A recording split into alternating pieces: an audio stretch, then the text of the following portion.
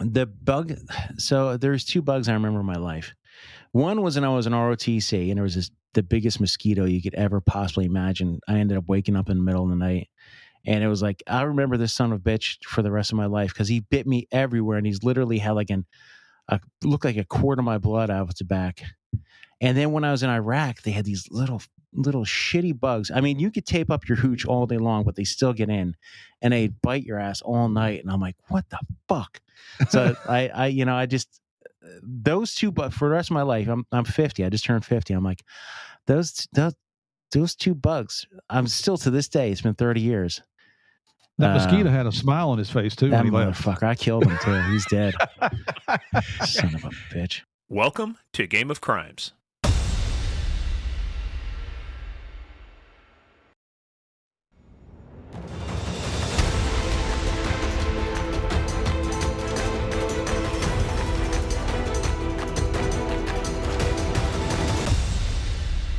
Hola, hola, hola, amigos, players, playerettes, dudettes, everybody in between. Welcome to another exciting edition of Game of Crimes. I'm here, me, Morgan Wright, here with the man back from the shit show. That was the SHOT Show in Las Vegas. Murph. Hey, everybody. Murph. Welcome back. Glad to be back with you. Yeah, we talked about this on our Patreon episode. We'll talk about the SHOT Show in just a second because it leads into talking about our next guest. But hey, before we do that, guys, thanks for joining us. According to the script, it says I'm supposed to do housekeeping. We just did our quick small talk.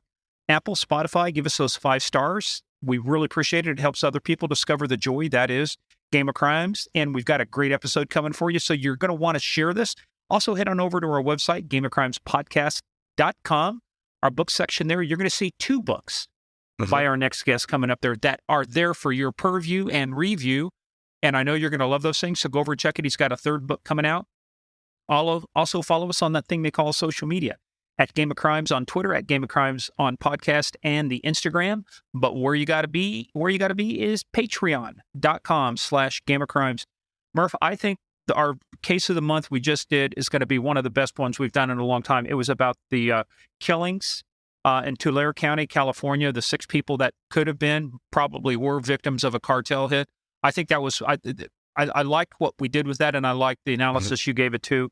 You still got it going. I mean, I thought you might have just, been you're a little rusty there, but you're still kind of sharp like a dull knife. Well, I think it helps that we do these early in the morning because I'm a little more lucid then. This afternoon, who knows? But the SHOT Show, I tell you what, man, what a blast. First time I'd ever been to it, Javier and I were there with Premier Body Armor, which we promote 100%. Fantastic people based out of Gastonia, North Carolina. Just some of the technology, I didn't know this.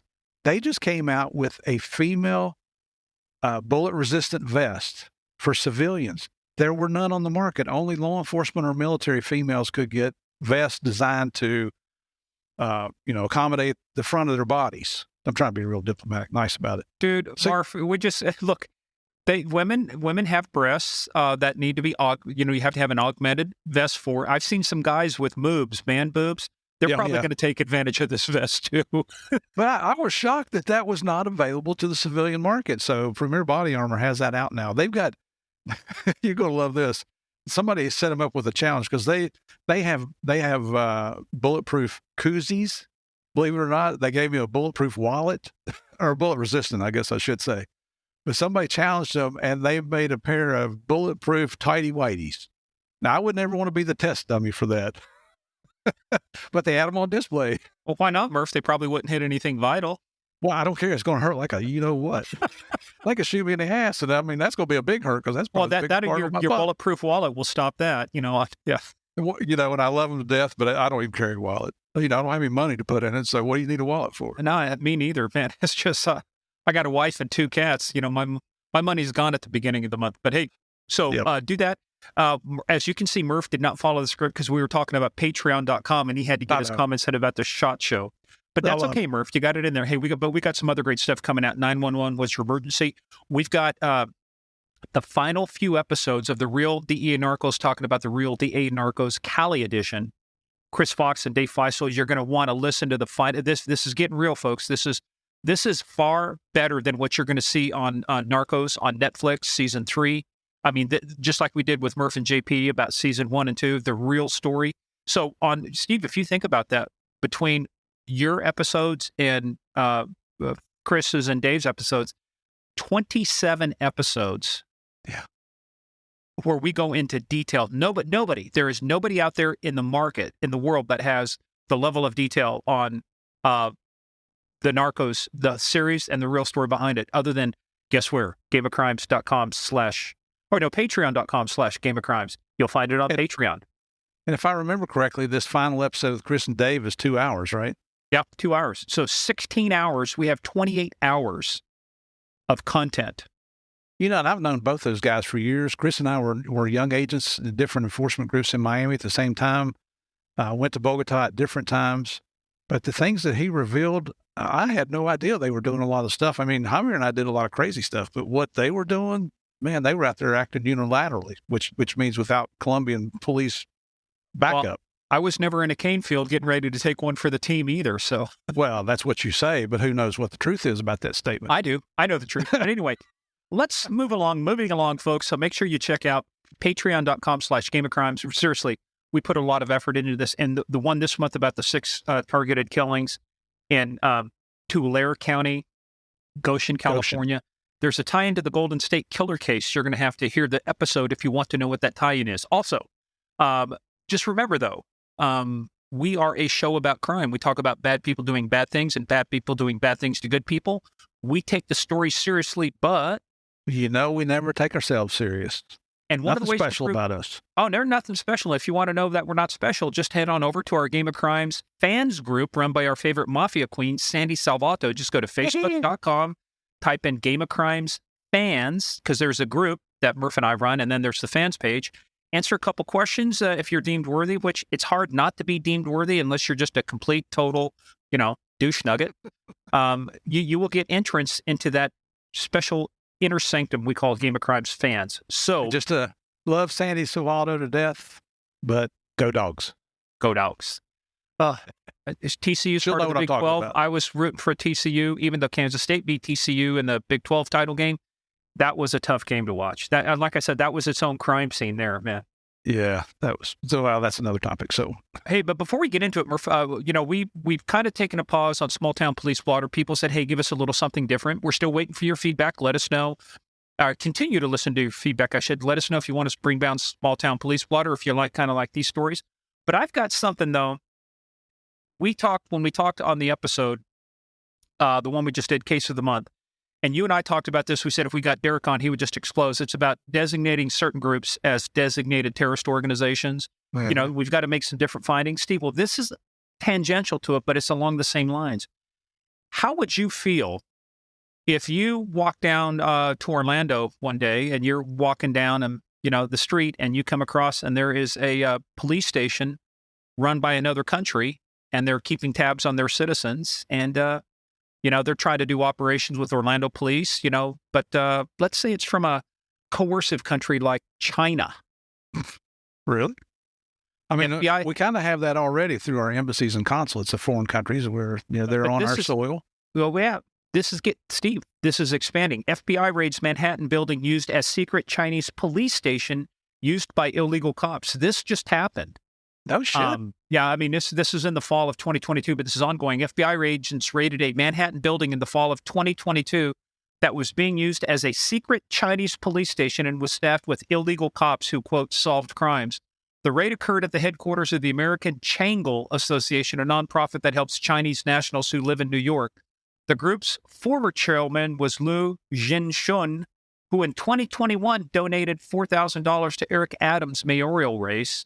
The police station was located on the third floor of the organization's building. The police unit is linked to a unit code named 1110 overseas, based in China's Fujian province.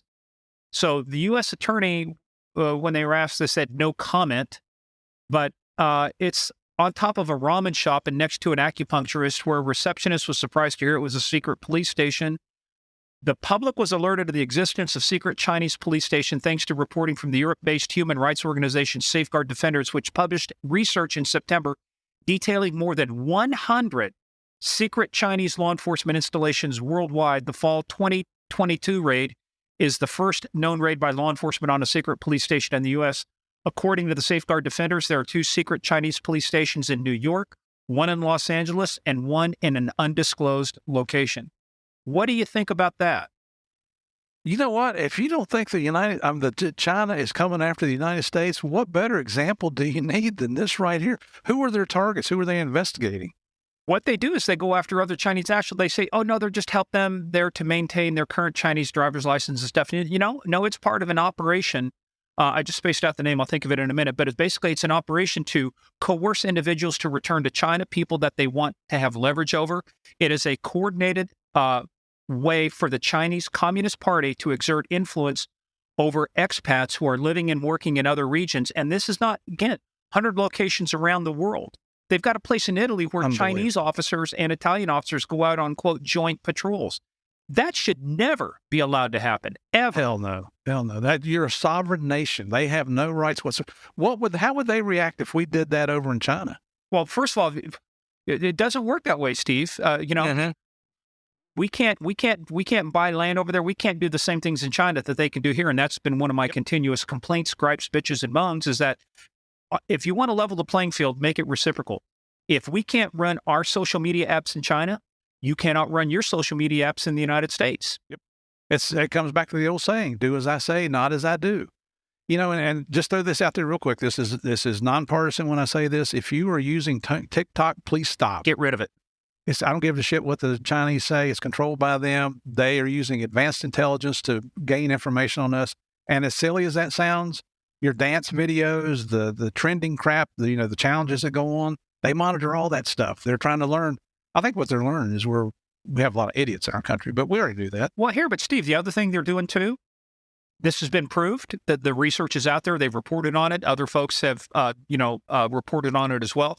The algorithm used inside China is different than the algorithm used in the U.S. Inside China, when you're watching TikTok, they're pushing them towards science, math, a lot of things related to that. Over here, it's things designed to influence your thinking.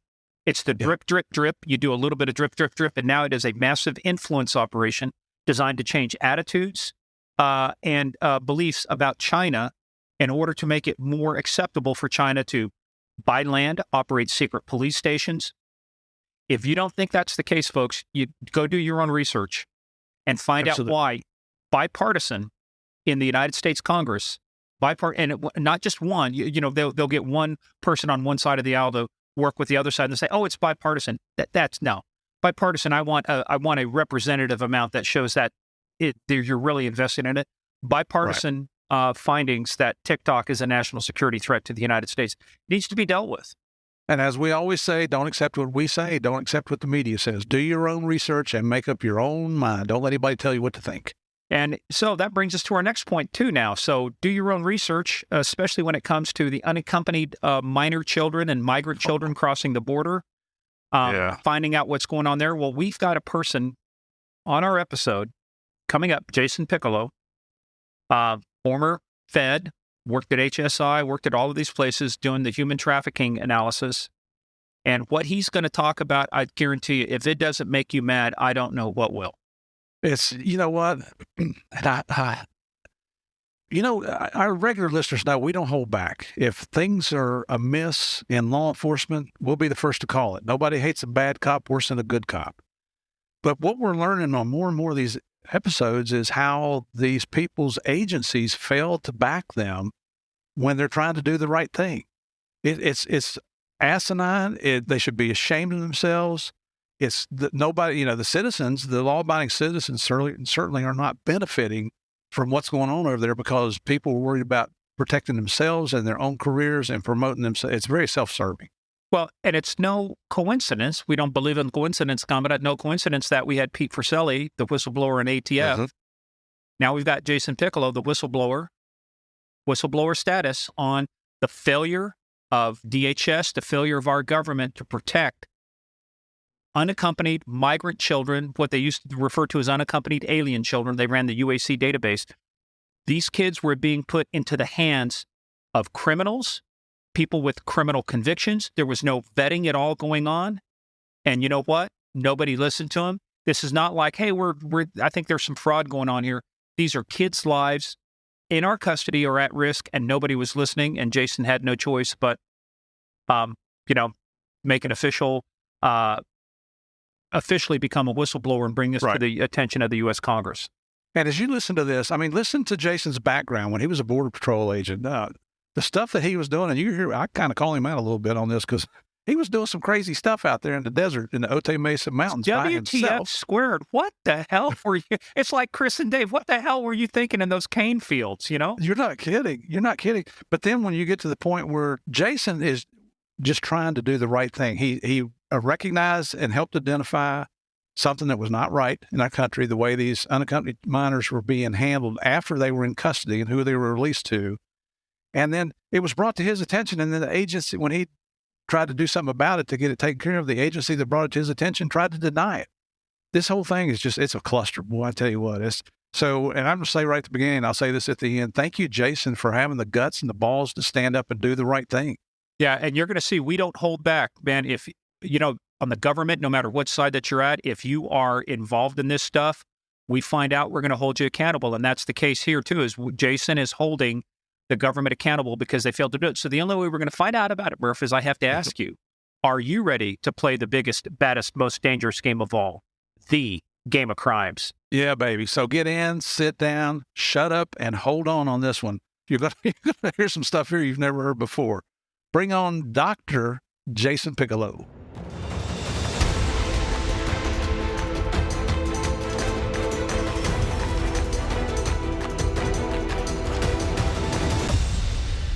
Guys, I'm telling you, we decided to kick off this new year, and we're going to go deeper on some stories and some things that have a lot of impact. We're still going to have a lot of fun. Don't worry. We're still the highest unpaid comedians you'll ever meet.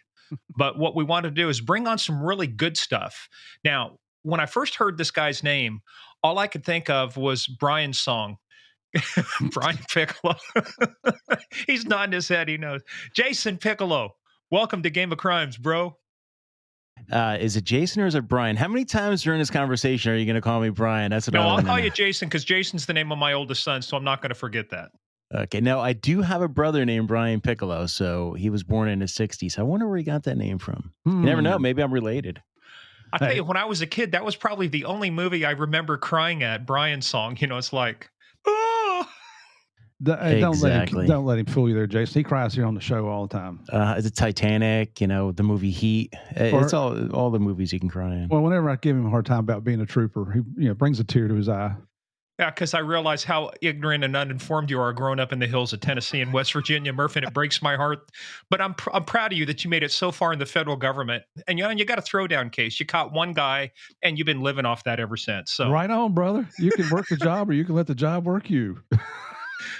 Well, before we get too far afield, hey, Jason, so let's talk a little bit too, like we do with everybody, Cosa Nostra, thing of ours.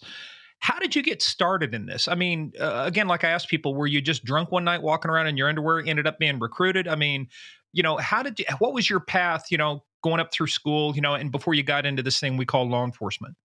Well, it's not like the agency where you do get drunk and they find you in a bar like, hey, this guy's got some skills. No, that would be Secret Service in Colombia.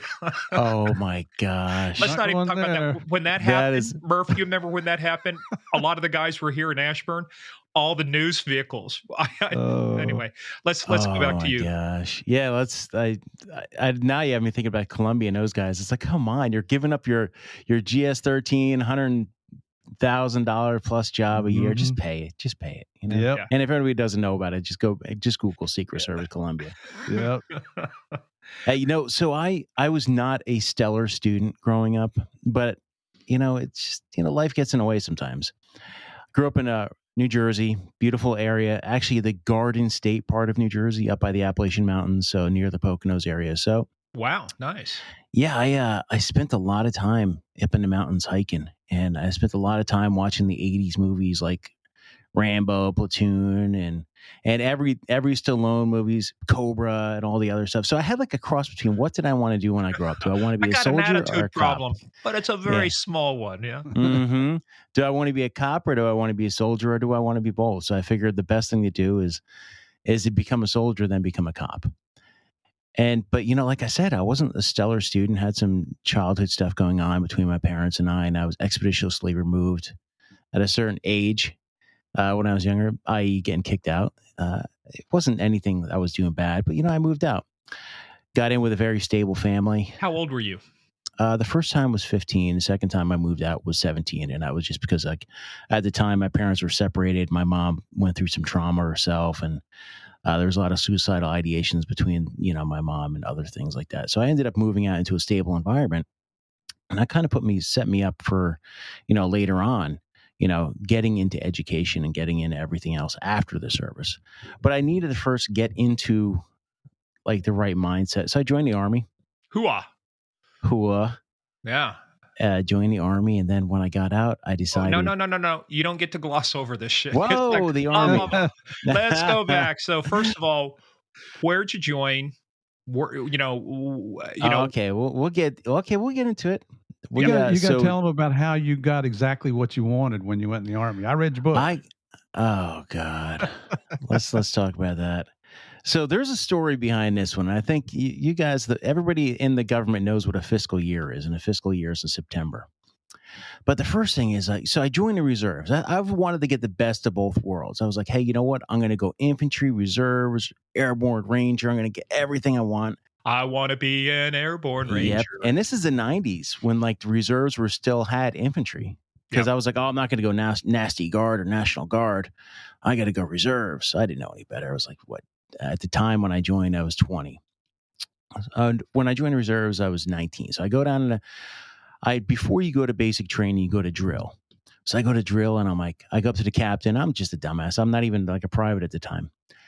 And I go, hey, sir, when can I after I go through basic and everything, when can I go to ranger school? And he's like, he like laughs. He goes, first off, we're mechanized infantry. Meaning like it's in order for like a lot of the listeners out there, if you don't know, if you go to a mechanized unit, you're not jumping out of planes. You're not going to jump a tracked vehicle out of a plane.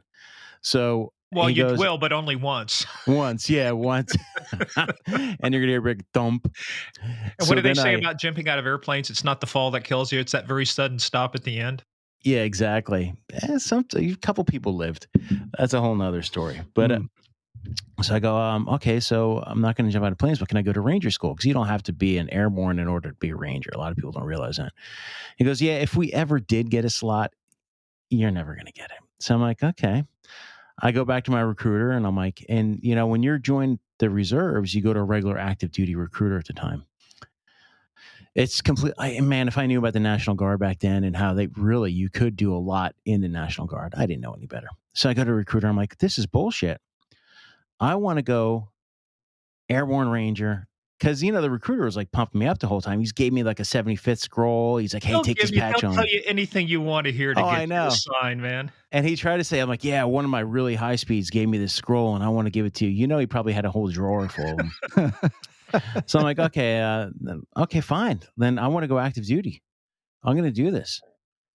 And he's like, okay, so here's what we're going to do. We're going to file a hardship. I need you to write a letter that says you can't afford to live on the outside world, and you want to leave as soon as possible, because that's the only way we're going to be able to get you what you want. And I'm like, okay, yeah, hey. I think I still, you know what? I got all my paperwork back from all that. I think I still have that handwritten letter. Handwritten, like, really bad handwritten letter. I got to frame that on my wall when I retire. And so I go down there, I'm like, yeah, let's do this. He gets everybody to sign off on it and go in there at the beginning of September, close to the end of the fiscal year. And MEPS, you go to Military Entrance Processing Station or whatever in Scranton, Pennsylvania. I go in there and I'm like, yeah, let's do this. I'm ready to go. I want to leave in like 2 weeks. So the MEPS sergeant goes, yeah. So here's what we got. We got Carpenter and we got 13 Bravo. I'm like, what's a 13 Bravo? And he's like, it's a cannon crew member. I'm like, oh, hell no. I'm like, I don't want anything to do with a cannon. So I go, no. And he goes, well, you know what's going to happen now is you're going to be stuck in the system, and we're not going to be able to process your application for at least another year. But look at this. If you go artillery, it's combat arms. So you're going to be able to go airborne infantry, ranger, and everything. I mean, not airborne infantry, but you're going to be able to go airborne ranger. Then later on, you can just transfer in infantry. So I'm like, okay, I'll do it. So I think 19 days later or something like that, September 29th is when I report, like literally 2 days before the fiscal year. And I keep bringing up the fiscal year because people don't realize when the fiscal year changes over, At the end of the year, they're just trying to get rid of anything they have left over. The new fiscal year, I could have went in there in October and I've been like, hey, Airborne Ranger, like, hell yeah, here you go. What else do you want? You know, do you want a Camaro with 10% interest or 30%? I could have had that in my contract, but no. 3 weeks later, 2-3 weeks later, I show up at Fort Sill, Oklahoma. The whole time we're training on self-propelled artillery. I'm like, oh, this is cool. Just training. We'll learn how to do all the other stuff later on. You know, like the artillery could jump out of planes, right? Everybody's getting their orders, and I get orders for Fort Carson, Colorado. And I'm like, Fort Carson? I'm like, I don't know any airborne units out there. I know Bragg and this and that. I'm like, okay, when I get there, you know, whatever. I didn't know any better. And this was before the internet. I mean, Al Gore didn't create the internet yet. So this was before I could get access to it. Al Gore's amazing. And real quick touch point. My dad, when he went to Vietnam, went out of Fort Carson. We lived in Cannon City while he deployed out of Fort Carson. Oh, wow. He was a World War II and a Vietnam vet. But yeah, he would, after we came back from Iran, we moved to Colorado, and that's where I know Fort Carson well. Oh, it's beautiful. You know, when I got off the plane, I was like, wow, this is beautiful. These mountains are incredible. I mean, the oxygen level at the time, you know, coming from Fort Sill, Oklahoma to there was kind of interesting. Headaches for a few days. Well, I went through Fort Lost in the Woods, Missouri during June and July of 1979, if that kind of dates this conversation. You want to talk about the most miserable 8 weeks you could ever have in a human life. It's to be in 110% humidity where it's 90 degrees every day. Woohoo. That sounds like Florida. Very fun. Yeah, I'm ready to move. Yeah, sign me up, Sarge. I get out there and I get to the motor pool and I'm like, wow, self-propelled artillery it is. And this is like the M109. It was stamped on a barrel that it was from the Vietnam War, speaking of the Vietnam War. So there was no airborne infantry in my future. And yeah, so I got to Fort Carson. I was there for a bit. When it came, so I was set to stay there, you know, young guy, I got married. My wife was an interrogator. And she comes down with orders. Whoa. Let's roll back a little bit. See, you just gloss over it. My wife was an interrogator and blah, blah, blah.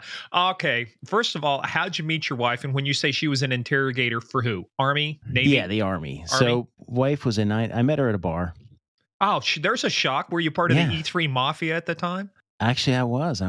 Yeah. Later on, I was E4 Mafia, and she was always a rank ahead of me until later on. So she was an E4, 97 Echo, interrogator, and back then it was you had now that I think I don't even know what they call them, the linguists, but she was a Russian, Serbo, and German interrogator / linguist. Wow. So then she came down with orders for Fort Hood.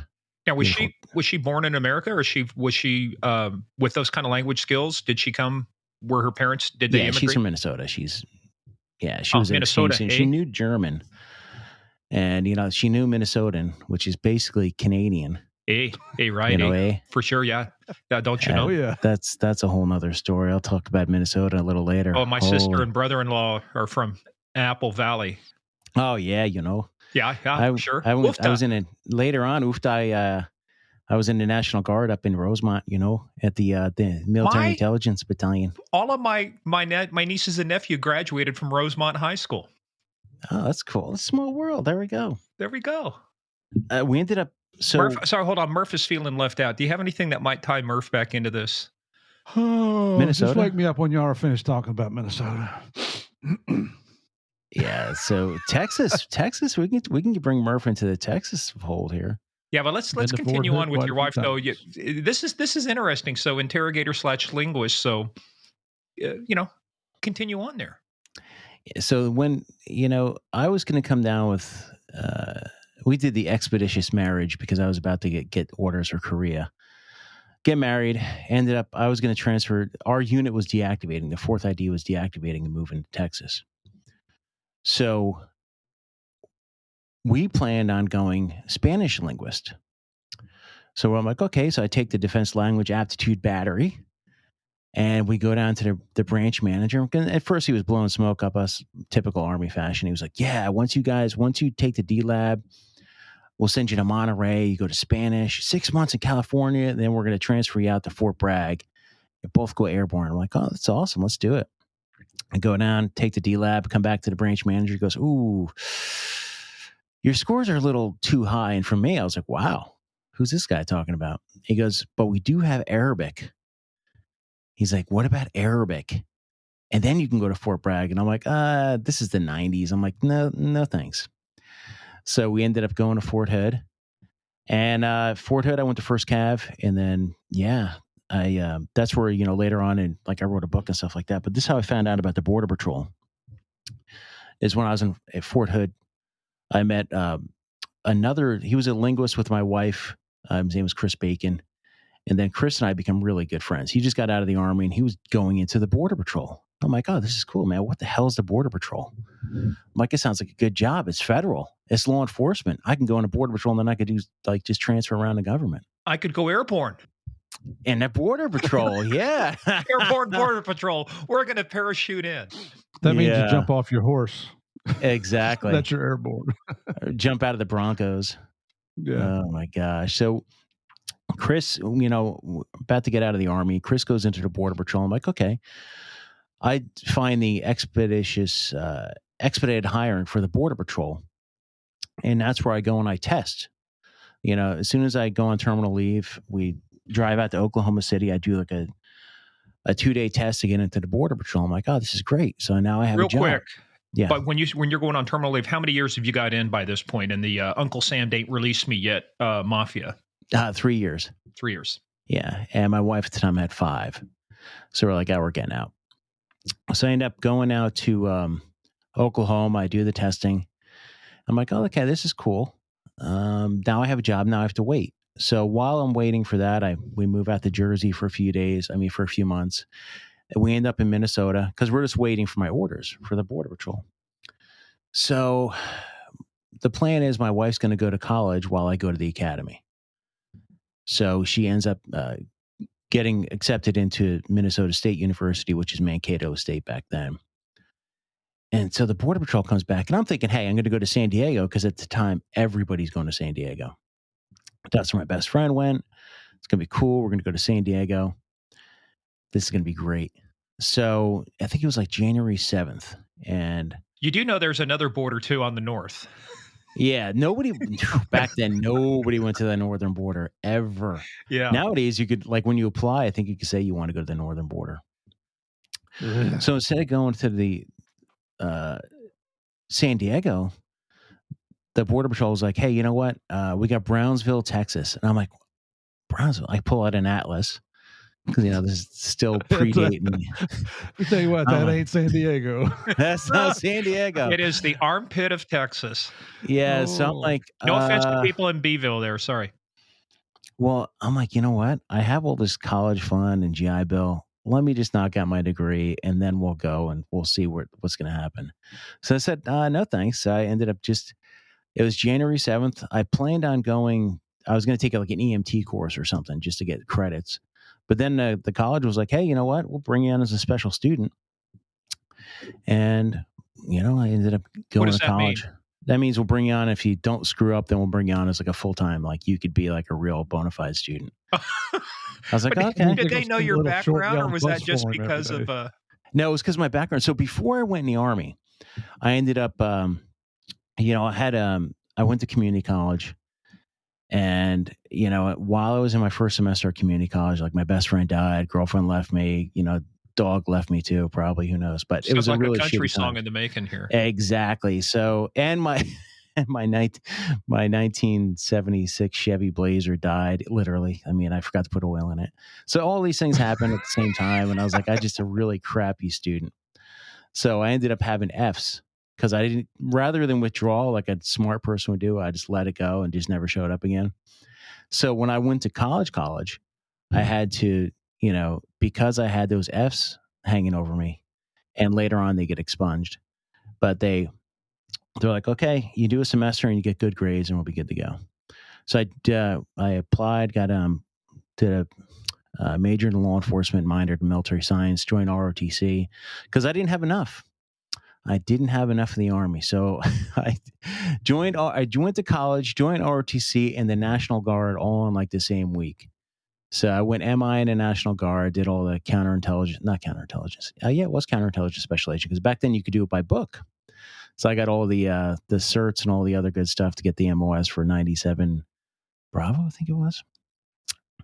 And then in the summer is when I had my first introduction to the DEA, because I was doing in the summers, I would cut down marijuana for the Minnesota Counter Drug Program. And that's when so rather than the DEA guys going out there and having to cut it all down, they would bring in the National Guard. But I do have to give it out to Murph's guys. They would bring us Gatorade and burgers all day long because we're burning the weed and inhaling the fumes. You got the munchies. Yeah.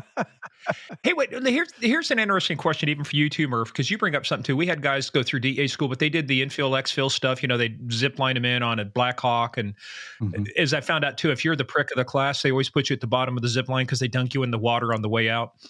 But what happens when you're burning weed and stuff like that? At some point that's going to register if they do any type of, radio immunoassay or, do any kind of drug test. How do you account for that? Oh, I still have those letters too. So they'll put like orders in your into your file saying, you've been exposed to marijuana and everything. And it's crazy. You know what? Hold on a second. You guys keep talking.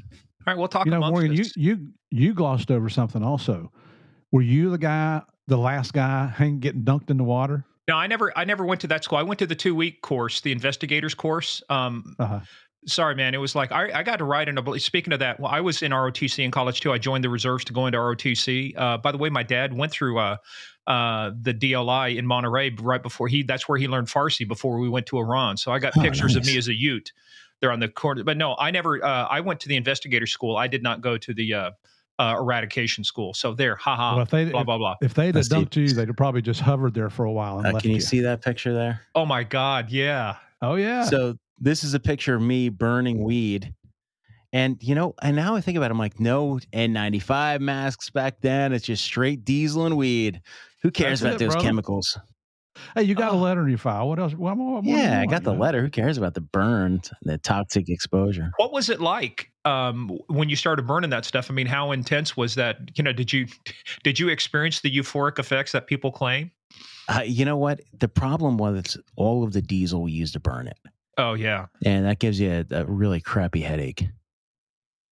So I didn't really get the euphoria as more than just headaches from diesel. So here's a quick question, that's been a well-protected secret that now you know why DEA gets involved with the National Guard. Uh-huh. The DEA guys were over here like, hey, let's just hang out. And they were really weird how the DEA guys were always like downwind of all the smoke. Wasn't their first rodeo. No, but it's just so funny. Here they are all day long. It's like Gatorades and just bags of cheeseburgers. I was like, okay, let's do this. Why couldn't we come up with something other than diesel to burn this stuff? I mean, because you see that stuff too, like, when they're downrange, and overseas and places like that, they're burning stuff. You got those burn pits and stuff. But yeah, let's talk about the burn pits later on, because I don't think I put that in my book. Yeah, let's do. So, but why they use diesel because it burns hotter than regular gasoline. But if you wanted to enjoy the experience, why not let it linger for a while? Yeah, but the problem was there was so Minnesota, people are like, weed, Minnesota is because so many hemp farms are out there. I mean, you get some clandestine grows, but most of the time it was just the hemp fields. So when you're burning weed, you're literally burning acres and acres and acres of hemp. So I mean, it's not fun. How long would you be out there? 12-hour days, 10, 12-hour days. And how long would the operation be to get that stuff all done? How long would you guys go? A week? 4 days? No, we would do 90 days. What we do is we'd go on orders for like 5 days at a time. So you have the weekends off. So they would be 5 days at a time, but the orders would be like for 90 days or so. So basically the whole summer. So you're burning weed for an entire summer. Most you know how many college students where I used to go to school I would have paid for that? I'll pay you. If he starts referring to us as dude. Hey, look, I never did. Yeah, and the other thing too, that's why it's talked about the RIA, the radio immunoassay of hair. You can take hair out and see if you ever done that. I only have one letter. That's when I broke my nose in the academy really bad. So what do they use to cauterize your nose? Hospital grade cocaine, 15% solution of cocaine. So I've got that one letter, but that's 90 days of burning weed, and you wanted to go airborne. Look at what you might have missed. I was, you know what? I could have been airborne. I mean, I was, you could have flown. Definitely had that, something right? going on. I was definitely flying around. Hey, it was it was Billy Sarukas. We had one of our other guys. He was actually a U.S. Marshal, one of the guys that actually he identified the DC snipers. But he was talking about when he was growing up and working, started working undercover. They were doing LSD. Well, he started licking envelopes and stuff. Well, he actually ingested some of the LSD. Oh. Remember that? And he was like, he was tripping. Oh my gosh, I can't imagine. Jason needs to read George Jung's book about the tuna. The psychedelic tuna. Yeah. Oh, there's so many books I need to read. No, you don't need to read this one. No. So you're going through college. So how's that going? I knocked out of college pretty quick. And that was a problem because my wife and I, she commissioned 6 months ahead of me, but I graduated the same time as her. So did you have to salute her when you came home? No, I don't even remember how that happened.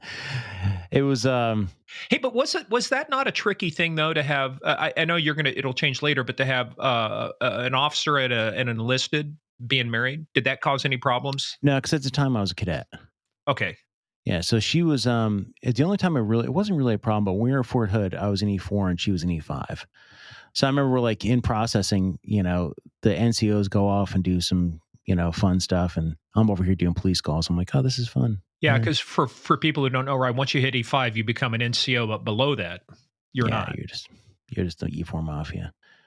But no, because I knocked out my bachelor's degree in 2.5 years, but ROTC you have to do 2 years straight. So I kind of went too fast. So I started ROTC later on, like a year and a half into my degree, because I was doing it so fast. I didn't have to. The time wouldn't match up, if that makes sense. So my wife would commission 6 months ahead of me.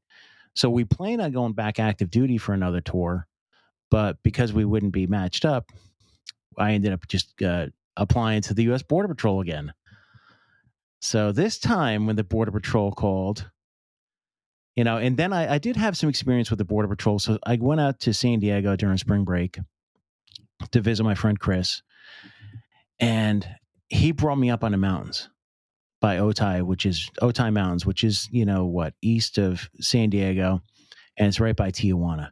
And he brought me up there tracking aliens. Here I am on a ride along in my sneakers in the middle of the night. And I was like, oh, this job's pretty badass. I really do need to put in for it. I go back, I apply, but this time when the Border Patrol called me, I said, look, they offered me El Centro, which is out in the middle of nowhere in California. Oh, I've been there. Yeah, it's beautiful. So I go, you know what? My wife is going to graduate school in San Diego. That's a little white lie. And they're like, okay, we got Brownfield. I'm like, what? Brownfield is where my best friend is. So that's when I ended up going to the Border Patrol Academy. I ended up at Brownfield. And I ended up working with him. So then you didn't finish RTC? Did you not commission? No, I finished. I finished commission as infantry officer. Oh. And then I don't go to my officer basic course till I'm in a Border Patrol. Okay. So you know who the most dangerous person in the Army is, right? A lieutenant. Second lieutenant with the map and compass. Yeah. And the next most dangerous, the first lieutenant goes, sir, I have an idea. It's kind of like a trooper saying they've got an idea for a drug raid. Hey, but we talked about Burn Pit. So does Burn Pit come after this, or did that happen before this? Yeah, this will come when I was in Iraq. Okay. Yeah. So I ended up going to the Border Patrol, went down to Fletsy, Georgia, Federal Law Enforcement Training Center in Georgia, went through the Border Patrol Academy, ended up in San Diego. So what did you think of the Academy versus basic? The Academy, well, it was just different. When I became an 1811 later on, it was like compared to the Border Patrol. The Border Patrol was so they went from, in the 90s, immigration changed. In 1996, the Immigration and Nationality Act changed to be very strict on immigration. So they ended up having to hire thousands of Border Patrol agents. So they ended up having to get a lot more instructors, get a lot more people through the academy. So I ended up getting hired on that big crew, but it was very paramilitary back then. And it was like, if you fail tests, you can actually get kicked out of the academy, which nowadays, good luck trying to kick people out of the academies. So it was very militaristic. So, but it wasn't like a gentleman's club, like going to an 1811 course or a criminal investigator course, but it was intense, very good shooting training, really good ground defense training. Cause back then in like the this was 2000, January 2000. That's when they just started getting into like, a lot of ground defense, a lot of ground fighting stuff. So I had a good time at the academy. Got in good shape. Yeah. How many people do you remember were in your class? Oh, geez. I think 50 something, if I can remember. Do you remember how many graduated? Good chunk of them, or? Yeah, almost all of them. I think we only lost one or two. Because after the Border Patrol Academy, you have a 6-month test and a 10th-month test. And what they're testing you for is law, immigration law, and for Spanish. So if you fail a Spanish test, you're out. And it's not like an easy test either. I believe there was a written test, but then you get in a panel. So you're in a panel with some supervisors, and you have to like really speak for your life, because they did kick people out. I know a lot of people that failed that 10-month test. So you can imagine you're in the Border Patrol for 10 months. You're at 2 months left. You're going to skate. You're going to get through. And then you fail the Spanish. Did you tell them about your D-Lab scores? Do you know how high I scored on my Spanish? Know. I know. I should have told them that. They didn't care. Now, when you're going through the Border Patrol Academy, they're teaching you Spanish. That's part of your training, right? Yeah, you do. You haven't. You don't have immersion, but you do have intense Spanish. And I ended up hiring a tutor when I got out. And they'll know if you hired a tutor, which is kind of one of those things. Like, you have to do what you got to do. Is that verboten or something? Are you not allowed to hire a tutor? No, they want you to. Oh, they want to know that you want the job. Okay. They want to know that you're there and that you're going to do everything you can to pass. When Nice. I went to Columbia with DEA, I'd been 6 months in language school, and that was immersion. And I came out with a 2.2 score, which is what you had. That was the minimum to get down there. And, we hired a tutor while we got to, somebody in Bogota, because in language school, you're learning Spanish from people from other countries, and some of the words mean different, the way they clip the words, the speed they speak. So you wanted somebody speaking Colombian Spanish because that's the closest thing to Castilian Spanish, which is supposed to be the real Spanish, But you pay the price if you want to do the job. That's what you got to do. Mm-hmm. Yeah, it's one thing I really kick myself for, is not sticking up with my Spanish. But I'm doing way too much other stuff to really focus on language. Mm-hmm. Well, but go back to that now. So, but now, at what point do you have to go back through OCS to complete that part of it? Well, how long are you in Border Patrol before you have to go do that? Finish your obligation. I went in June of 2001 is when I had to go to my infantry officer basic course. I went back to Georgia. This time I was in Fort Benning, Georgia. And that's when September 11th happened. So I was there from June to September 28th or 29th. How did you get the news? Oh, man. So back then, my wife and I had these little, this was pre-cell phone. I think people still had cell phones back then. But we had these little Motorola email things. They're little flip email things, so we could email each other here and there, just so she knew where I was and stuff like that. And she was at law school at the time. So she was at law school in San Diego. Dang, she's gone from an E4 through officer and now law school, dude. You got to catch up. Nah, I'm good. I'm good, man. You know how I feel. We'll get into the FBI and how I feel about lawyers later on. But okay. So, I mean, that's a whole nother story. Let's just say, yeah. So she ended up emailing me. And so we were supposed to do our urban training that week. So we're going to be out in the field for a week, assaulting buildings and learning how to do entries and everything else. And she emailed me. She goes, "Did you see what happened?" I'm like, "No." And I run up to my room real quick, and on the news is like one of the towers got hit. Because at the time we're in a field and we're getting ready. We have all our kit, and we're getting ready to go to the field, get ready to get picked up. But then all the instructors come out and they say, "Hey, is anybody here from New York?" And we're like, "What the fuck is going on?" Because at the time, everybody thought it was like a small plane. Right. So they pull everybody out from New York. They pretty much just asked them if anybody was, had anybody living or working near the World Trade Center. But we ended up going out to the field for that week. And I had a really cool captain. And what he would do is he would bring out stacks of newspapers. And so we could see what's going on. And he would kind of like, okay, this is what's going on. Because we knew the towers fell, but then we were out in the field. That was it. So for 5 days, we had no communication other than those newspapers. So we went from, this is infantry. So we're like, oh shit, we're at war. We went from like the Cold War army to like, this new, who knows what's going to happen army. We all knew we were going to end up eventually going to war. But it was just really interesting because if anybody remembers the 90s, there really wasn't, other than Desert Storm and Somalia, there wasn't Grenada, right? Or was it Grenada during that time too? Grenada was 83. Okay, time flies when you're having fun, but there wasn't really. I remember, there wasn't Panama really was anything 89, big. Yeah, but nothing big. So now we're like, other than the first Gulf War. So then I wanted to get back to the border because I figured, I'm like really the only reservist. There's about a handful of reservists there. And I was like, well, I want to get back to the border because I heard the border, they're going to start infiltrating the border. And I'm like, oh shit, hell yeah, I'm up in the mountains. So ended up graduating officer basic course, went back to the border. And how did the Border Patrol handle letting you? How long was your basic course, and how did the Border Patrol handle letting you go for that amount of time? Oh, the military, that's one good thing about, I think it's USERA. It's a Uniformed Services like Employment Act or something or the other. Someone can Google it. But you can actually deploy up to 5 years, and you can go to training for as long as you want. Not as long as you want, but I think you could deploy for up to 5 years, and they have to rehire you. They have to bring you back and put you back. So that wasn't any problem. They were kind of being shitty about it on a way to, I remember that now that you said that, me going to the officer basic course, like, oh, you don't need to do that, blah, blah, blah. It just, the management, because you hire so many people get promoted quicker than they probably should. It's the Peter principle. You rise to the level of your incompetence.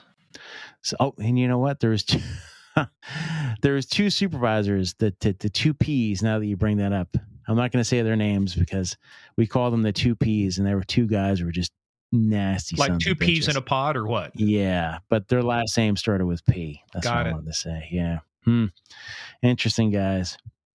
So anyway, I went back to the border, and I was lucky enough. I got onto the ATV unit.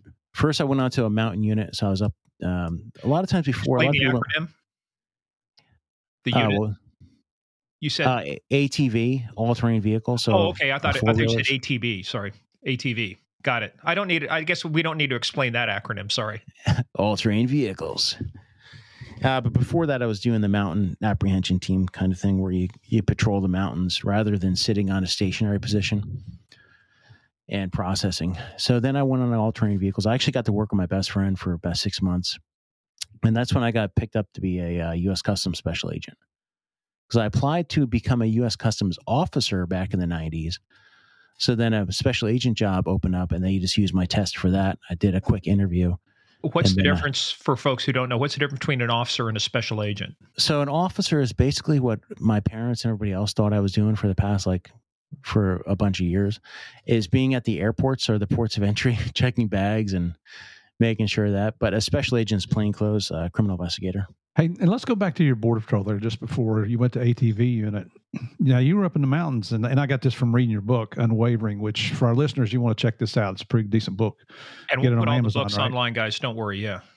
Yeah, and he's got more than one, so we'll cover those here towards the end of the interview. But before you went ATV, you're up in the mountains. How many people were you with when you were on a shift, physically with you patrolling the mountains? Well, that's the funny thing about the border is some people don't like to get out. So you have the big mountain range. And if anybody's ever seen the Otay Mountains, they're actually pretty sizable. And they are, they're not like the Appalachians over in Jersey. It takes you, you could drop into a canyon and it take you 3-4 hours to get down, 5 to 6 to get back up.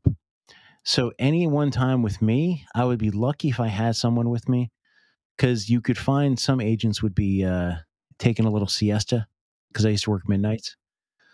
So you'd be very pressed to find working as most of the time you'd be solo, and then so you're out there freaking in the mountains by yourself.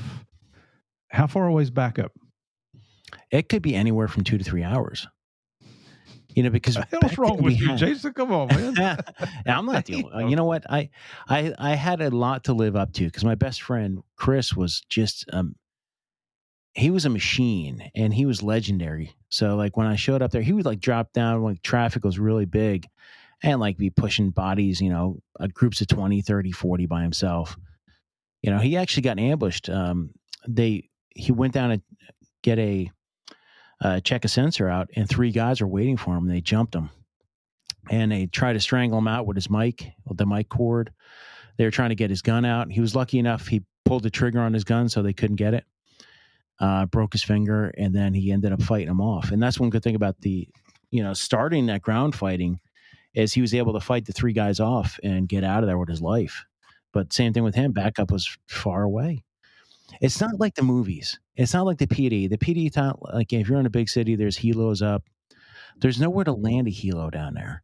And fast roping is great, but if you don't have anybody that could fast rope, who's not nobody's going qualified to get down there. There's no LZs. There's no nothing. Now that mountain range has changed. I think they have an actual border road. Back then, it was a dirt road. And it was just wide enough for a Bronco. And a lot of it gets washed out here and there.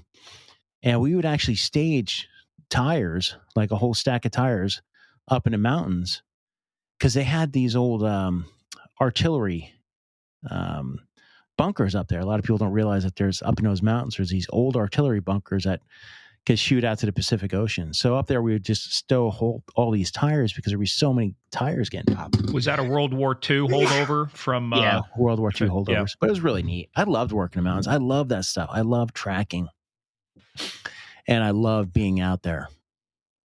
Did you? So at the Border Patrol Academy, do they teach you tracking, or is that something you learn once you get out and post? I think we might have had like a couple hours in tracking. I don't remember, but most of it's on the job training. And let me tell you, we go back to, we did an interview with Dave Reichert. He was a lead investigator for the Green River Killers. And one of the things he talked about, Murph, remember, they brought in a Border Patrol agent from a tracking. He even months later, he told them, guy walked this way, he walked twice. Mm-hmm. I mean, the guy was so good at reading the terrain and reading the grass and what happened. That gave Dave and their task force and stuff a lot of insight on Gary Ridgway's movements, how he dragged the body down there, what he did. So it's amazing what you can do. I loved it. Well, when you were growing up in Jersey, were you an outdoors guy? Well, I mean, were you a hunter and a fisherman? And I wasn't a hunter or a fisherman, but I was always up in the mountains. Because, I mean, where I was living was literally 2 miles from the Appalachian Trail. Mm-hmm. And I was hiking all the time. Hiking, playing war, and all the other good stuff. But yeah, I was always outside. So when you were doing Border Patrol stuff, what was the... back then, what were some of your biggest concerns? What were you worried about? What was coming across? What were you defending against? I was more concerned about getting stabbed. That was my big. So, like, when you're out there and you're doing it, you're laying in for a group, or you're doing this, you're doing that. I wasn't concerned more about getting shot, because back then too, a lot of people don't realize when you're hiking so much, you can't wear a vest. And you can't. I let people are like, oh, just grab an M4, go down there, a shotgun or whatever. But when you're dealing with the brush and you're beating brush, it's so everything gets hung up on it. I remember like chasing after a group, and this is before I learned how to use a double retention holster. And back then, you just need to have a button. You had to have a single retention, meaning like your pistol goes in there, you flip a button over it, and you're good to go. I remember running after a group, and my pistol got caught in brush and flew out. I was like, holy crap. Ever since then, I was always double retention. My radio would fly out. Everything flies out. So then I stopped using the mic cord, and I would just run an earwig up through my uniform, and then I could just unplug and everything else if I needed to, because everything gets hung up. So I would love to go down, patrol, have like an M4 strapped to my back or whatever. But when you start, you're literally on your hands and knees crawling up after people, because the trails they take, a lot of the stature, some of these people are from Oaxaca. You're really just hands and knees crawling up these mountains and through bushes and everything else. But my biggest concern was always getting stabbed. I always pictured, and that's what.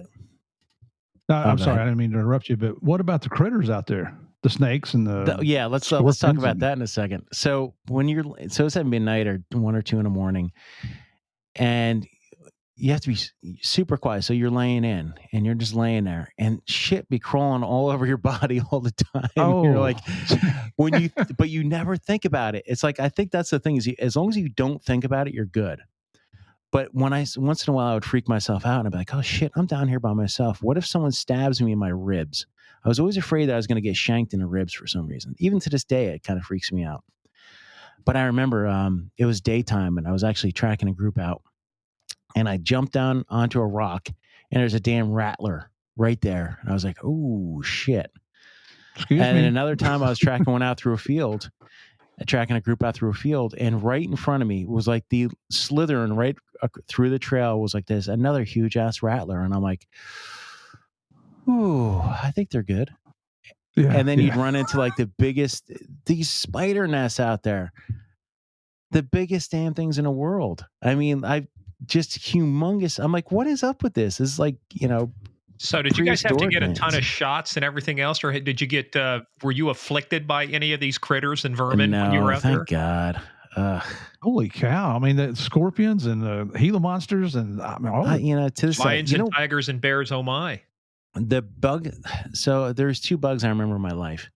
One was when I was in ROTC, and there was the biggest mosquito you could ever possibly imagine. I ended up waking up in the middle of the night, and it was like, I remember this son of a bitch for the rest of my life because he bit me everywhere, and he's literally had like looked like a quart of my blood out of its back. And then when I was in Iraq, they had these little shitty bugs. I mean, you could tape up your hooch all day long, but they still get in, and they bite your ass all night. And I'm like, what the fuck? So I just those two. But for the rest of my life, I'm 50. I just turned 50. I'm like, those two bugs. I'm still to this day. It's been 30 years. that mosquito had a smile on his face too That when he left. motherfucker. I killed him too. He's dead. Son of a bitch. Yeah, hopefully it wasn't after you drank all the good stuff and he's trying to steal it away. Bring it God. back, you little bugger. Yeah, the border was, but the crazy thing is like, I didn't know. I thought I knew a lot when I was in a border patrol. I was like, okay, we got the fence, we got this. There's drugs. I don't know anything about the drugs, but when I became a special agent, I ended up going to work like literally 2 miles away from where I was before. So it was crazy. I was in a high intensity drug trafficking area group called Operation Alliance, which is in Otay, like right next to the mountains where I was at.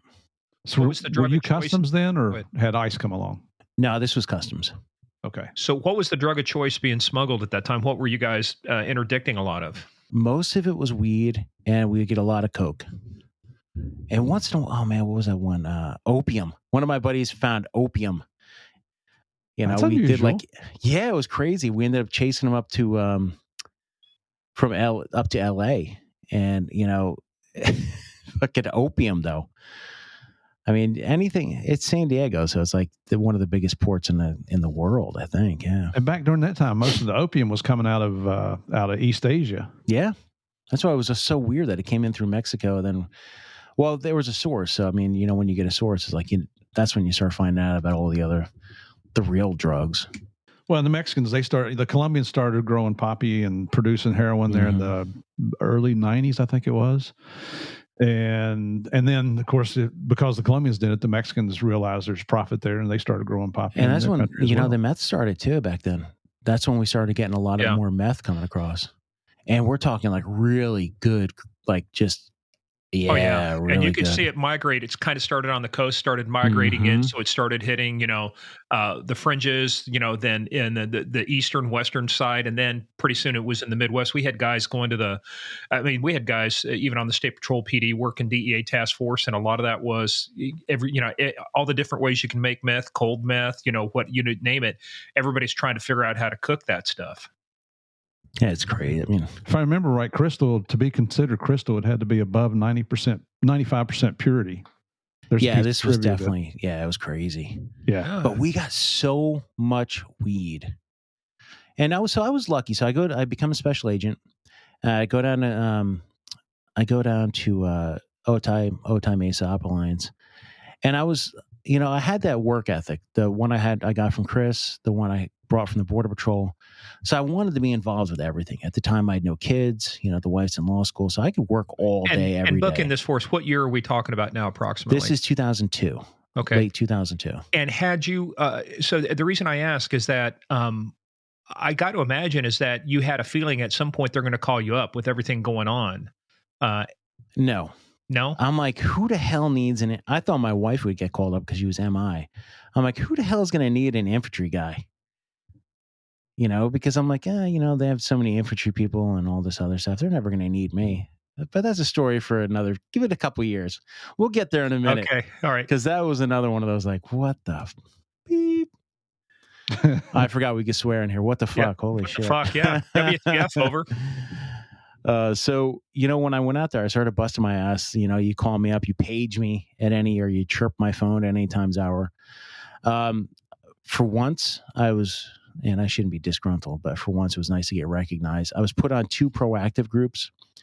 One of the groups was, we had an undercover tractor trailer business company that we do transport. And the other one was mine. So we would do like proactive cases.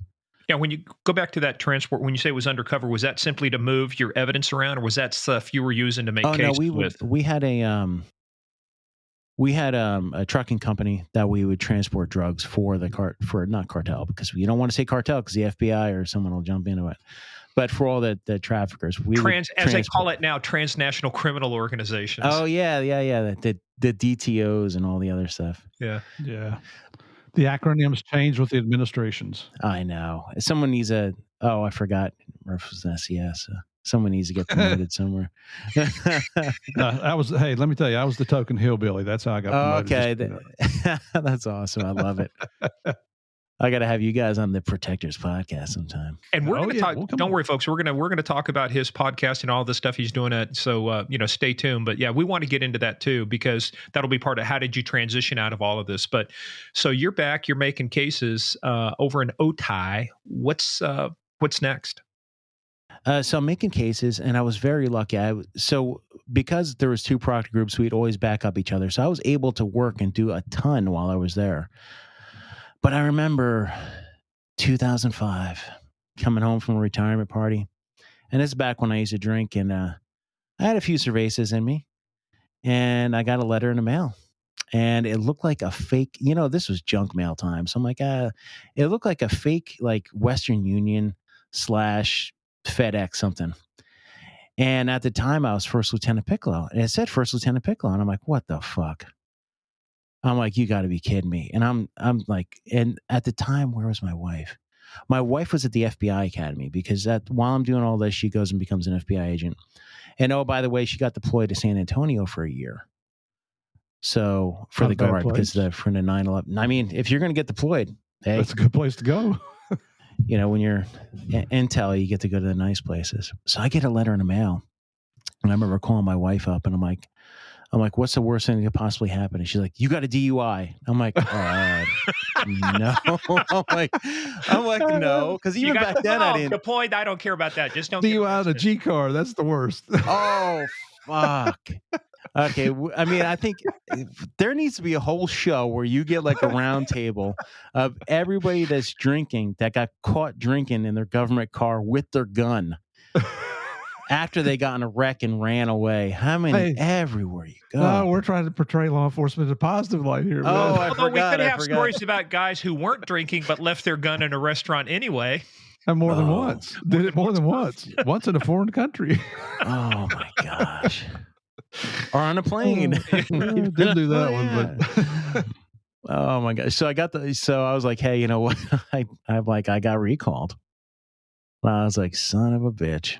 Well, when you got that in the mail, is it one of those things where you had to tear off the tabs on the ends of the letter from the government? No, it wasn't. Because later on, like we'll go back to the getting a letter, but fast forward, when I got back from the war, I remember calling my branch manager up, and like when you're infantry or anything else, you have a manager, and he controls like your destiny, and he's probably the guy that I'll tell you about the guy who recalled me in a minute. Let me make a note about that guy. So when I later on, I resigned my commission, and I resigned my commission on the Monday, and back you fax it in, you boom. That Friday, I had a tear off, like you could tell it was like a tear off sheet, honorable discharge. It was like so bizarre. Like the next, you get like the certificate in the mail, like, hey, here's your certificate. It's a tear off DD 214. No, it was like an actual honorable discharge. Oh, okay. Because my time was up. So a lot of people don't. Well, so when you're an officer, you're subject to recall until you resign your commission. Now, if you're retired, you're always subject to recall, or you could lose your benefits. If you're enlisted, you have to do the 8-year term. So I already did, at this time, what was it, 2005? Yeah, I already had my 8 years down with the active duty and National Guard and everything. So when I resigned, I had 13 good years, I think I had. Yeah. But when I got that letter, I was like, holy fuck. And at the time, I had my own OCIDF case, which is an organized crime drug enforcement task force case. I was co-case on 2 others. I was really working my ass off and thinking to myself, I'm like, I could do so much more on the Southwest border than I would anywhere they recall me to. Because when they recall you, they don't tell you where you're going. They just say, show up, we'll put you somewhere where you need to go. I'm like, okay. So I ended up turning all my gear in and getting recalled, got sent to Fort Benning, Georgia. I was there for a few months. Then I went down to Camp Shelby, Mississippi in the summer of 2005. That had to be fun. Yeah, but you remember the summer of 2005, Mississippi? Mm-mm. Hurricane Katrina. Oh, yeah. Oh, you know why? That's right, because we were concerned that we were not going to be able to hold the IACP, the International Association of Chiefs of Police Convention in Nolens, because it got hit with Katrina. They were actually able to do it, but that was 2005. Yeah, man. So you transitioned from a war standpoint to what, rescue?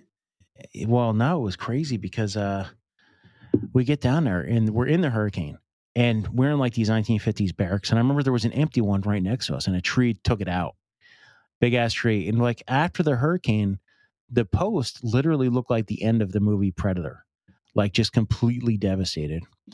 So Camp Shelby pulls in everybody. FEMA, everybody you can imagine is pulling into the case because they're going to stage out of there. But we still had to deploy, and Camp Shelby still needed to be deployable. Like they needed to get people to war. So we ended up having to do the recovery mission for the whole camp. We had to go and cut down everything, all the tents, all these huge, almost like circus tents were just split in half. We had to go and cut shit everywhere and do that for days and days. We still ended up deploying on time. Yeah, so there was no power, no nothing. How many people did you have to deploy?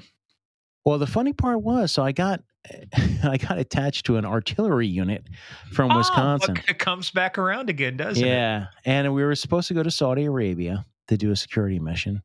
That got canceled. I was supposed to go to Kuwait with them. We go to Kuwait for a couple months, and that's when I got detached. The most part of their unit had to go up and do security forces. And because I did a 40-hour anti-terrorism course, you're now the expert. I am now an expert in anti-terrorism. So I go to the Combined Joint Special Operations Task Force in Balad as their anti-terrorism officer. So now I'm a subject matter expert on terrorism and anti-terrorism And the measures. only thing you'd been terrorized by at that point was a big-ass mosquito. And a hurricane. Fucking mosquito, too. Oh, and now when I get to Iraq, I get terrorized by that fucking What are they, bugs. sand fleas or whatever they call them? I don't know. They were like little green bugs. Oh. So when I was there, though, I was in Balad, which Balad has the biggest, or at the time had the biggest burn pit. And tell people where Balad is.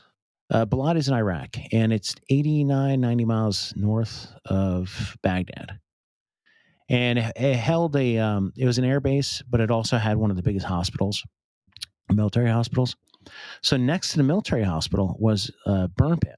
Oh, that makes perfect sense. Yeah, you want people to recover, and then let's put noxious shit next to them and set fire to it. And this place, the burn pits are like football fields, like 3 or 4 football fields big. And they burn 24/7, and they use everything to ignite it. Jet fuel, diesel, everything. And what they're doing is they're burning every piece of waste you can imagine.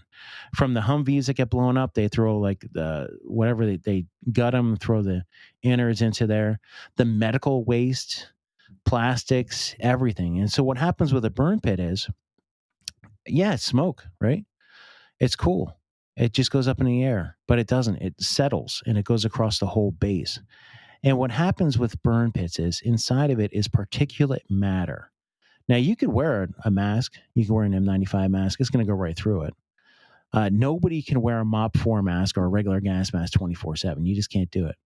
And I remember in Balad, they had a guard shack right next to that burn pit that a kid had to go up there and watch the perimeter. So you're burning everything all day, every day, ammo, any batteries, not ammo, I should say, but batteries, everything you can imagine. And this particulate matter goes into your airways, and it gets embedded into your lungs. It's almost like the 9/11 responders. You know how they go down there to get all that dust and everything in there, even though they're wearing masks? It gets embedded in your lungs. And what happens is it festers there for years. And I'll tell you, I'm going to fast forward here in a minute, and then we'll go back to the rest of my story. All this shit gets embedded in your lungs, and a lot of it turns into cancer. And that's where you're finding all these soldiers years later getting cancer. So last year I go and I have a health scare in March or May of 2022. I ended up having to go to the hospital. And, while they're doing a CT scan to check out my heart, they scan my lungs and they're like, oh, fuck, what is this glassy opaque matter in your lungs? And it turns out that I have all this shit embedded in my lungs. And now I have these little, 6 millimeter, 5 millimeter nodules growing in there. So now I have to go every 6 months. And oh, by the way, I can't run worth a shit anymore. Like I can run and I could sprint and stuff like that. But if I go and, run for any long particular amount of time and I start really getting huffing and puffing, I could tell. When I wake up in the morning, I have so much mucus and all this other shit that I have to expel. And you could just tell. And now going to the VA, they finally passed what they call the PAC Act, which I don't know. Everybody look up the acronym. I don't know what it is right now. But it's to really saying, hey, if you've been in these zones, then you might have been exposed to toxic particulate matter. So yeah, thanks to President Bush, I now have toxic exposure, and that was one good thing that came out of that deployment. It was, coming back with something that I really didn't want. And that's the same thing with being in Kuwait. Where I was living in Kuwait was right next to the highway of death, and that's where they're still. A lot of people in Desert Storm is when you have this miles and miles of highway where we bomb the shit out of all the fleeing. The highway of death. Yeah, when the A-10s just took out everything. Yeah, and they're still to this day probably demolishing all that equipment. They're still getting rid of it all. So that was all there. Hey, real quick, I found the name for you. So the PACT Act is the full name of the law is the Sergeant First Class Heath Robinson Honoring Our Promise to Address Comprehensive Toxics Act. Did the commander of the base not realize or even suspect that, this is probably not a good idea burning all this crap No, every it wasn't day, even the commander. Unbelievable. And here's what the problem was. Because we were getting attacked all the time, they call it mortar Reedaville. So you're getting mortared every day. If you go out of the post, you're going to get IED'd. So you can't just burn shit off post. So this lieutenant colonel in the Air Force, I think in 2008 or 2009, goes, hey, you know what? This is bullshit. I'm going to go do a test, and we're going to test these burn pits, specifically in Balad. And we're going to say, hey, you know what? This shit is going to kill our troops, or it's killing our troops.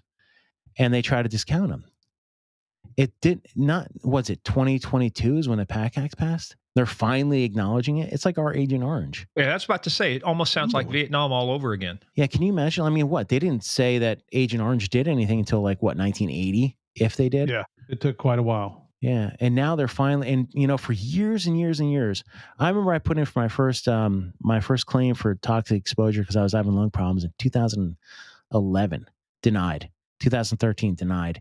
Now I've been in review since 2021. Unbelievable. What? Yes, I mean, what is there to review? Well, we can't tell if you got that from the war. I'm like, well, I was perfectly healthy before that. I was humping up all down the mountains, and now I'm, I can't. Now I can't. So, and is there anything that can be done for it? I don't know. I mean, and it's crazy because one of my really good friends from work was a 9/11 responder, and he was down working the sites, and he just got 3 years ago, he got horrible cancer. And I'm always wondering myself, I'm like, is this shit going to hit me?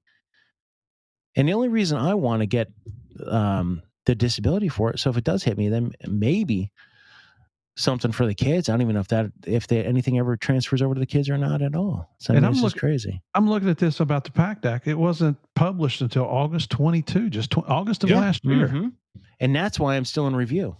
Wow. But that goes back to, we just had Pete Forcelli on, ATF agent who worked Ground Zero. And Pete, he lost, same thing with him, cancer. 9/11. And how long did they say, like, oh, really? People are getting cancer from that? There's no way. It can't be. You can't. Look how many people have passed from that. Yeah. Even if it's just respiratory. And to the point, too, to where now it's being added to the National Law Enforcement Officers Memorial. Good. Accounting for all the deaths from exposure, just the same way they did with COVID. They're now doing for 9/11 and anything like that.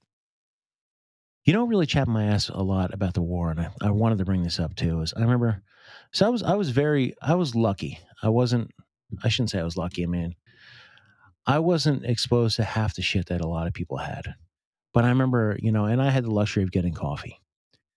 So I'm working for the Special Forces. I'm in the break room, and you like to not think that people do this kind of shit. So there was this SF Special Forces major over there. This was his only deployment. The war's been going on. I wonder if he ever deployed after this, but he came over there for like 90 days to get his combat patch and go back. He was going to work staff. And I remember I'm in there and I don't know how I got in a conversation. I was coming up the coffee pot, and he worked HR for National Guard, or not National Guard, but for the reserve component or some shit. He was the one in charge of recalling people. He's like, I probably recalled you. I was like, okay. So then we end up talking, and he goes, okay, I had to recall this unit. They were air defense artillery, because at the time they needed air defense artillery for something. He goes, well, we didn't need them after I recalled them. So I reclassified all of them as 88 Mike truck drivers. So he took all of these air defense guys and he made them truck drivers in Iraq. And he's proud of that. And he's fucking proud of that. That's his contribution. They're going to earn their combat action badges. And I was like, I wonder what ever happened to that dude. There's a lot of these guys that came over there, a lot of these officers that popped in from the Pentagon to get their combat patches and then to go back. They work staff for 30, 90 days and go back. Well, if there's any justice or karma, he got run over by a truck driver. Can you imagine? Yeah, I mean, at the old days, Vietnam. I know my dad. A story we had to hear about from another family member, but he basically threw a lieutenant colonel. He was an E8. He threw a lieutenant colonel out of the tent because they wanted to go do something stupid, which was going to get people killed. Mm-hmm. And apparently, I don't know this part. I don't know for sure, but it's like one of the popular things to do back then was frag some, assholes. And it's like, no, we're not going to do that. But it was not unusual to throw some of these guys, to your point, out of the tent or do something to them because they were 90-day wonders. They're, just to get something. Everybody else got to live with their decisions that they make. Mm-hmm. Yeah, I always wonder, Mike, you guys both know you've been around for a bunch of years. Murph's been around we say centuries with Murph. You're just jealous. 70 years? 80 years? 80 years, something like that, yeah. Now, it's weird because I'm thinking like 93 is when I went in and I'm retiring in 2023. It's like 30 years worth of... And the people you run into, it's like, you're like, how do they get to where they are? And you're like... But you know what? The end of the day is like living with yourself. And once we get into the whistleblower story later on, someone brought up a good point about it. And I'll bring that up later on. But it's like, at the end of the day, when you retire, you're not retired. You're going to retire with a title, and people are going to forget you 5 minutes later. Mm-hmm. Yeah, you got very short shelf life once you retire. Then it's Steve who, Morgan who, Jason who. Yeah. Hey, well, let's. How long were you deployed in Iraq? In Iraq, I was there 10 months. Total deployment was 18 months. So when you were not in Iraq, where were you? Kuwait, Fort Benning, Georgia, and Camp Shelby, Mississippi. So while you were in Iraq, couple things that raised your pucker factor. You talked about Mortaritaville, but any close things that affected you?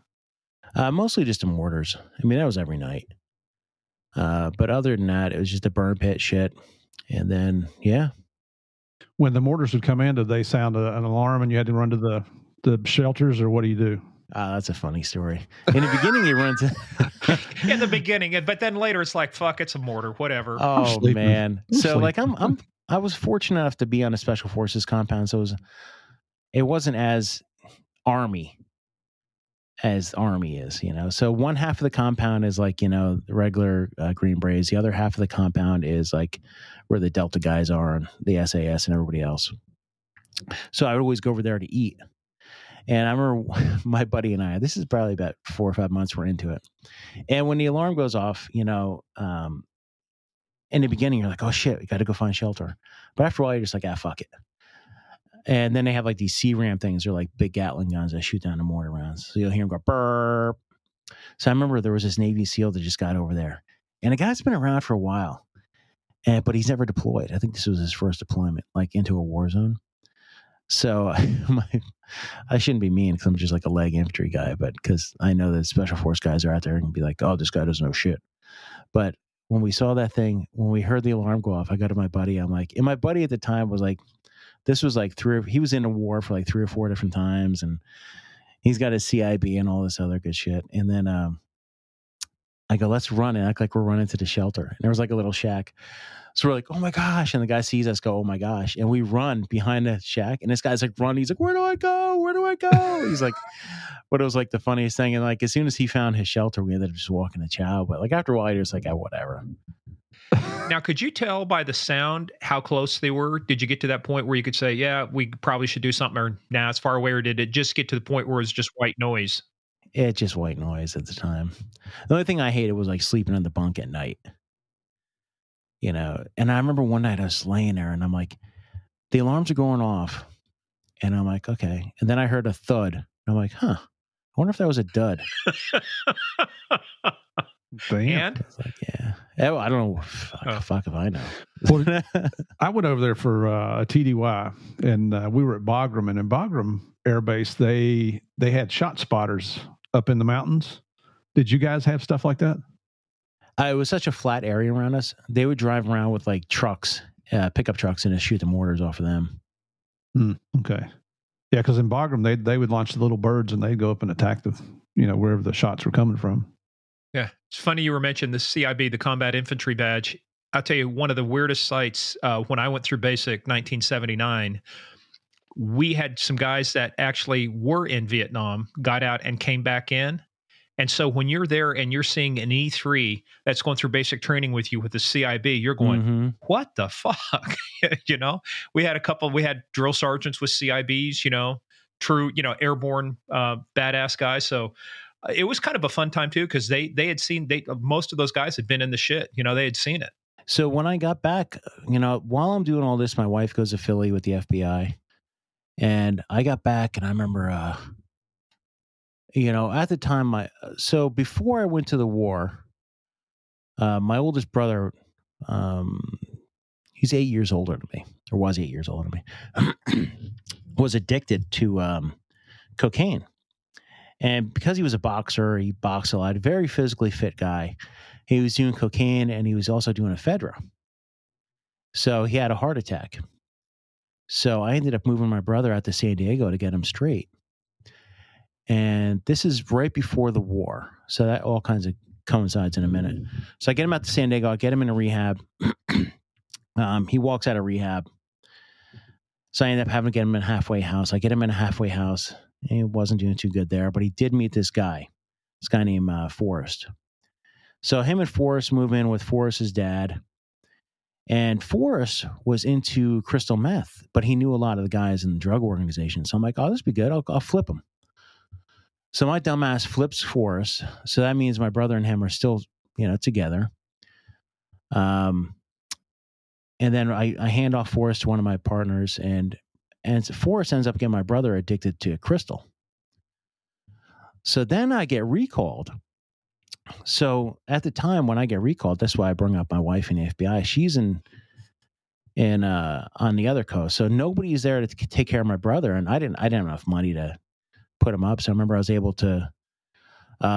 Forrest's dad comes up, calls me up one day. This is like a week before I'm deploying, and goes, "You got to get your brother out of my house, or I'm going to call the cops." He found a crystal pipe. So I got in there, I got my brother. I'm like, bro, what are you? I'm like, don't lie to me. Are you doing this? And he's like, yeah. So I had to interrogate my own brother. Ended up putting him up in a hotel, but I'm like, fuck, you know, I can't take care of him. So he ends up becoming homeless while I get deployed. So when I get back from the war, my brother got arrested for evasion. Then he got released, and then they got rearrested again for failure to pay child support. So he's in jail when I get back. And I remember, what do you call it? So he's in jail. And I'm like, okay, cool. So it's like my birthday. He calls me on my birthday, which was January 9th. And he goes, hey, I just want to call you, wish you happy birthday and stuff. And I remember at the time I had this guy who was like, it was my house in Jersey, and he was going to put new hardwood floors in for us. So I kind of blew my brother off. And at the time, my brother is straight. Like I could tell, he's writing me letters. He's good to go. You could tell he's sober. He's just about to go on work release. He got a job at a restaurant. So what they were going to do is let him go home, not go home, but at night work at a restaurant, and he would go back to the jail, pay off his. Later, I found out he only had to pay $3,000. I could have got him out of jail. I didn't even know about it. But I remember January 17th, I had a voicemail, and it was from the warden's lieutenant, or the lieutenant at the jail. This Jason Piccolo, you need to call us. I'm like, okay, cool. I'm thinking my brother probably got in a fight, probably got stabbed. For some reason, I kept thinking stabbed because that's always been like my fear. So I'm like, hey, he's going to be okay. So I call up, and the lieutenant's like, your brother's dead. Pretty much. I'm like, what? I mean, no respect, no nothing. It was just basically, hey, I'm calling to tell your brother's dead. Like, what happened? He's like, yeah, he collapsed on a basketball court and died. We tried to resuscitate him and blah, blah, blah. Like, for one, why?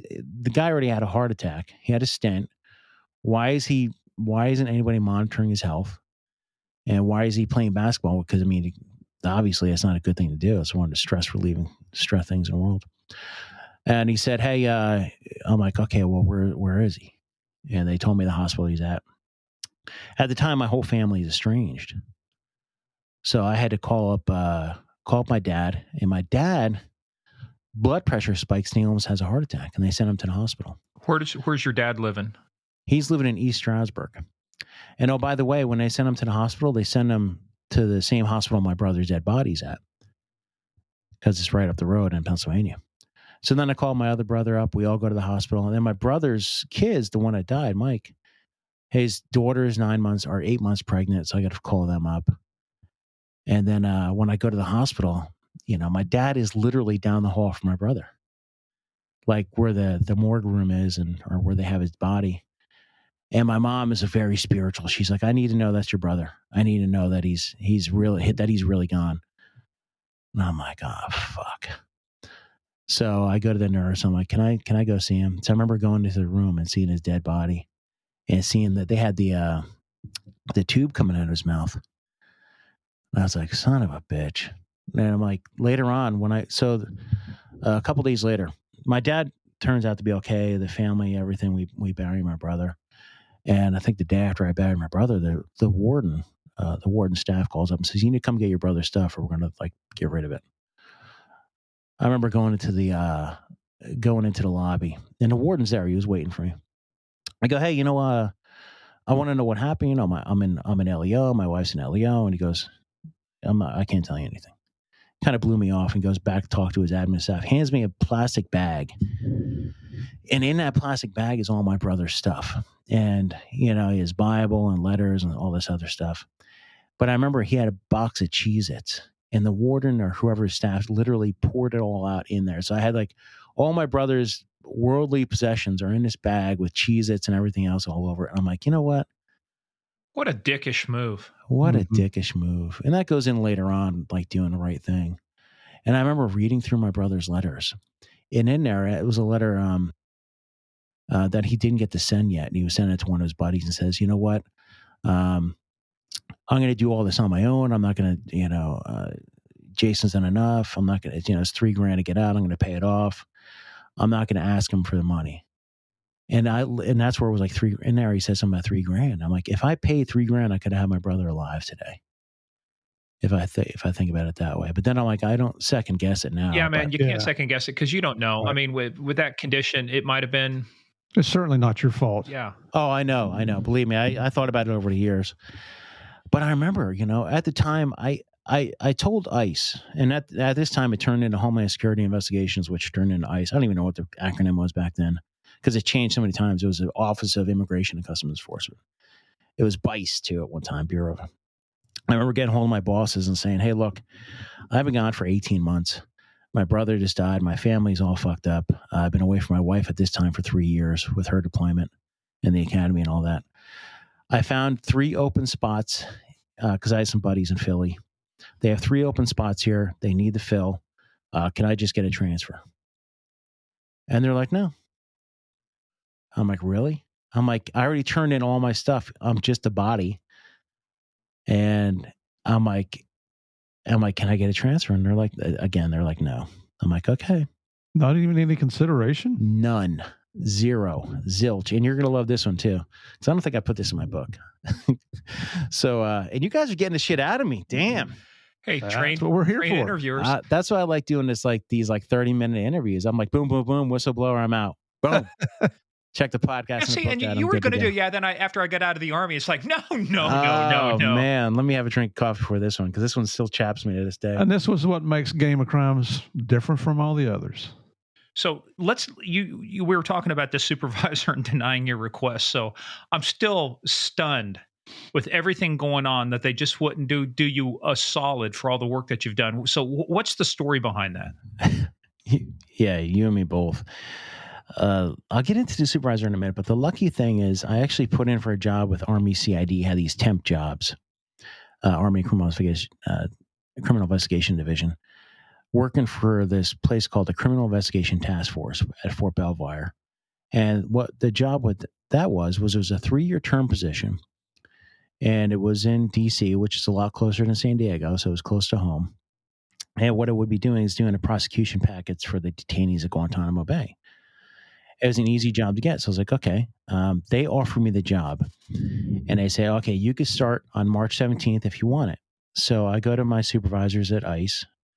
And I go, look, I've just been offered this job here one last time. Can I get this transfer? And they're like, no. So I'm like, okay. So then I send an email, and I have it still. I should have put it in a book and just redacted some names. And I send it to my supervisor, and I CC the main supervisor. Now, at one time, my supervisor at the time was a group soup. He becomes an ASAC, and then he ends up running the agency years later. Just retired a couple of years later. But his boss, I go, hey, look, after my, years of service, unfortunately I have to, and due to family issues, I unfortunately have to resign. And I go into the whole story about, brother and this and that. So his boss ends up, the special agent in charge of San Diego ends up thinking that he's emailing my boss, emails back and says, hey, scratch Piccolo off our transfer list. Hope he doesn't let the door hit him on the ass on the way out. Lovely parting comments. He goes, DC doesn't sound like Philly, and basically says, fuck him. I was like, wow. And then I email back. I go, well, you know what? I'm sorry you feel this way after, but I must make these decisions. What an idiot. Wow. And you know what? I'm glad you brought that up, because when you were doing drug cases in San Diego, what was the priority for the ICE office then? It wasn't drugs, was it? No, money. Money and counterfeit. Yeah. Gucci bags. Yeah. Yeah. Oh, and cigarettes too. Cigarettes. We did a wire case in San Diego for months and months and months on cigarettes, and they never even end up. I don't even think they even got a conviction out of it because it was taxes. Someone wasn't paying the taxes, so we got paid overtime to run surveillance on a cigarette smuggler, while all these tons and tons of dopes coming across the border. All the drug groups and everybody had to run a wire on a fucking cigarette smuggler. Unbelievable. And, this guy ends up later on in life becomes like my boss becomes the director, and this other guy gets all the attaché jobs he wants overseas, and the same type of people. And it's like, the worker bees are just boom. Hey players, that is the end of part 1. Part 2 comes out, as always, on Tuesday.